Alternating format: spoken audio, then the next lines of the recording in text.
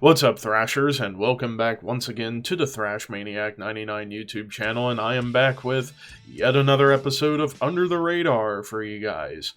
Yeah, we're talking about albums that came out the week of June 3rd, first week of the month, and we had quite a few releases that I didn't get to do full reviews for over the weekend apart from Temple of Void, so I'm here to talk about the remaining albums that came out during June 3rd, and we're going to get started with the first one, and that is the latest release from Artificial Brain with their self-titled.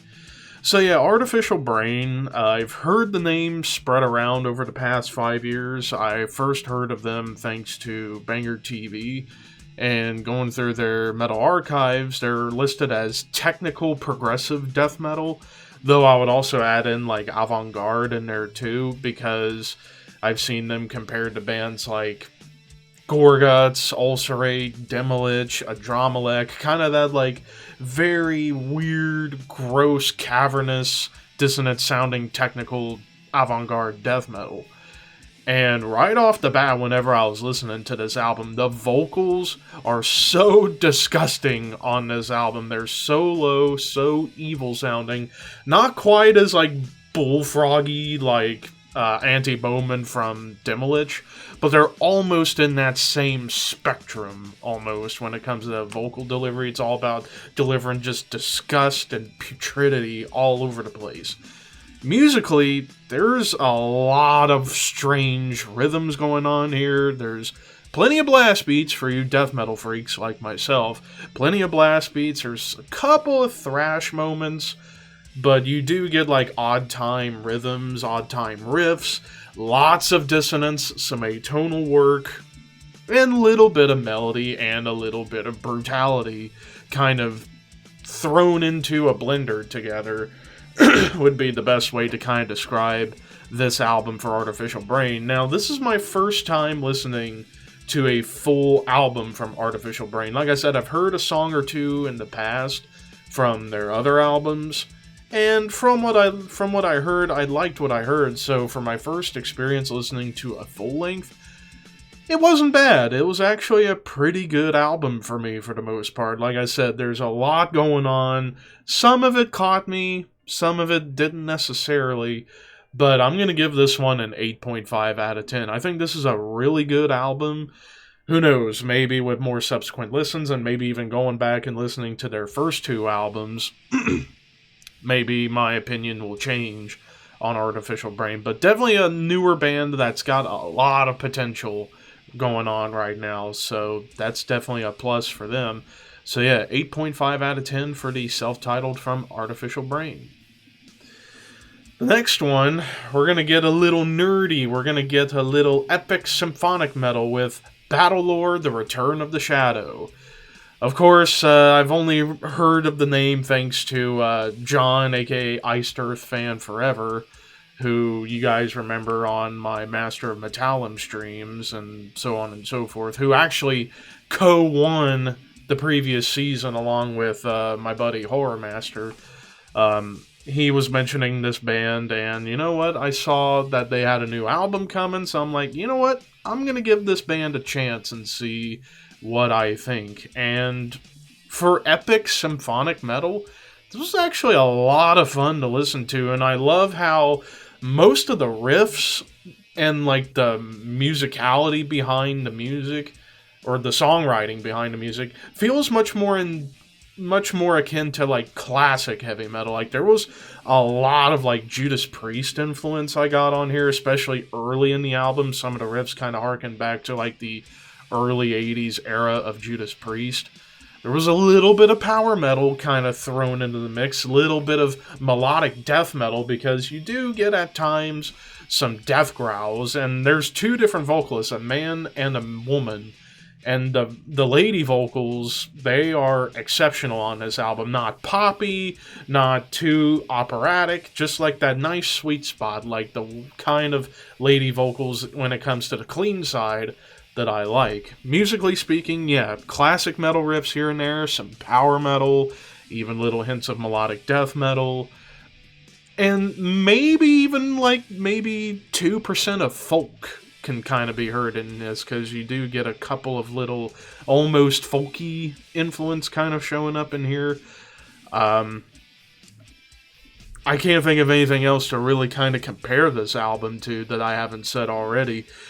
Perhaps my only gripe of the album could be, it might be a little cheesy, but a little cheese isn't bad.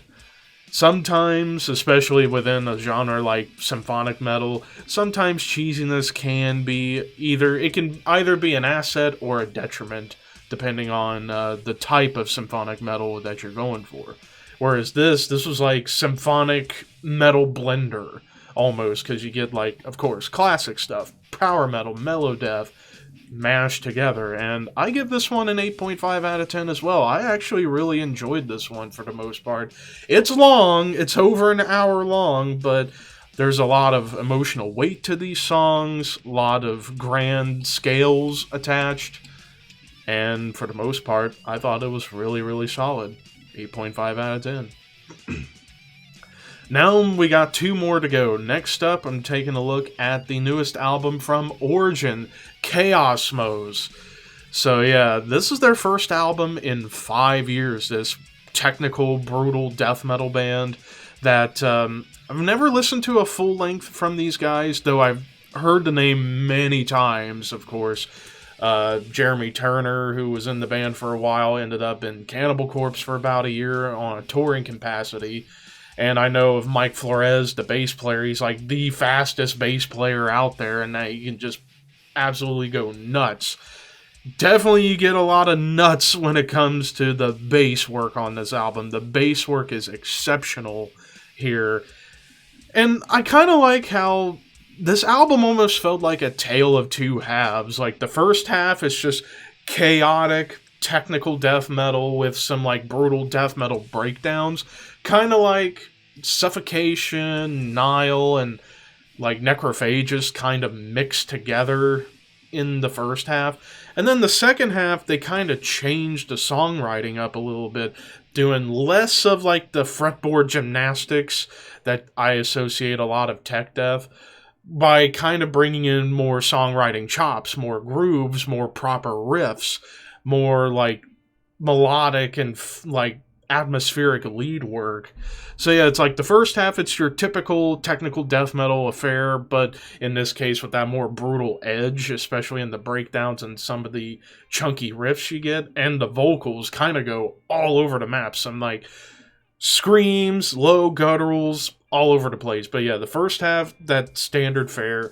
Second half, kind of showcasing more songwriting maturity, and also showing some hooks, which is very, very interesting to hear in, like, tech death nowadays. But overall, I thought this was a great one. I give this one a 9 out of 10. I might pick this one up because this kind of harkens back, like I said, to, like, Nile, Suffocation, and Necrophagus kind of all mashed together. Of course, the bass work is really the highlight on this album. Mike Flores on bass, fucking monster bass player, no question.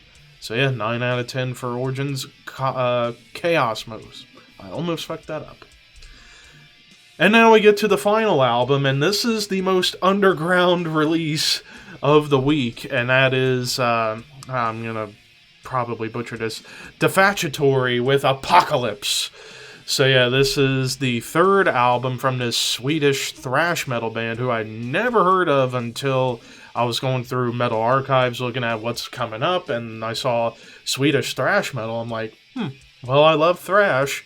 I will definitely check it out, but man, I was not ready for the kind of thrash they were going to deliver to my ear holes.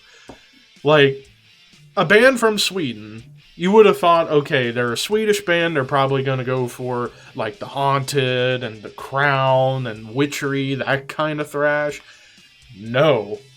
Defiatory is going for more classic thrash, but with a modern production and a modern edge. It's kind of like a hybrid of the Bay Area, of the classic Bay Area scene and the German scene. Like, it's almost like Metallica, Exodus, Creator, and Sodom all met in like a foursome and this is the baby that they pooped out. It's really what it felt like, because, like, vocally, though, kind of almost sounds like Nick Anderson from Entombed on Clandestine a little bit, that more, like, punky, gruff vocal mixed in with a little bit of, like, to kind of give you an example, if you listen to Niles, Una's Slayer of the Gods, and that, like, spoken word, that, like, evil spoken word that Dallas Toller Wade does, it's kind of like a hybrid of that and Nick Anderson's vocals from Clandestine in terms of the vocal delivery. Songwriting-wise, blazing speed, shreddy solos, lots of great melodic hooks on here, too, which is something really cool to hear from this more modern-sounding thrash band with classic thrash songwriting chops.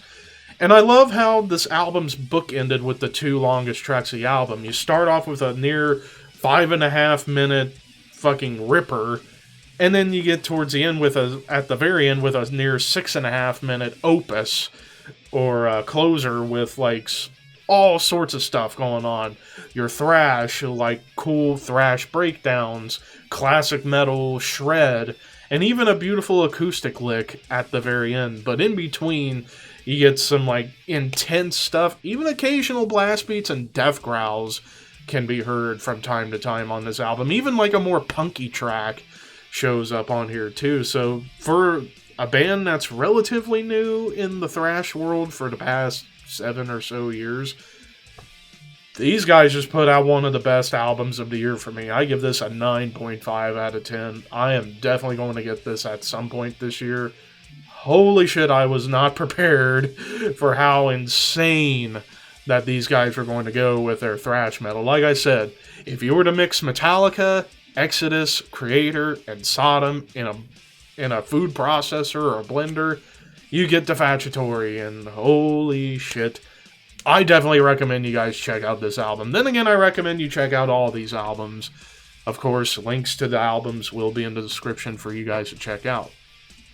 But anyways, thank you guys for watching this episode of Under the Radar. What did you guys think of these albums if you listened to them? If not, like I said, the links for the albums are in the description box to let you guys check them out. And after you've checked them out, come back here and let me know your thoughts. But thank you for watching, horns high, and I will see you soon.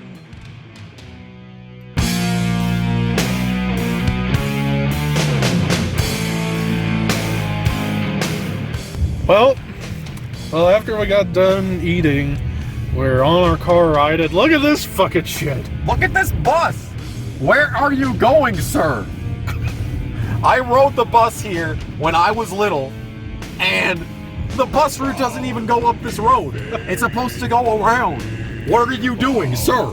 Big doors, small doors. You want to buy a door? We'll sell you a door. We only sell doors. We're Door Incorporated. We only sell doors. What the fuck is my life come to? I'm never gonna live it down because Johnny Benson has ruined me. Financially, mentally, physically. Johnny Benson, dude. If you're out there, Johnny, this one's for you.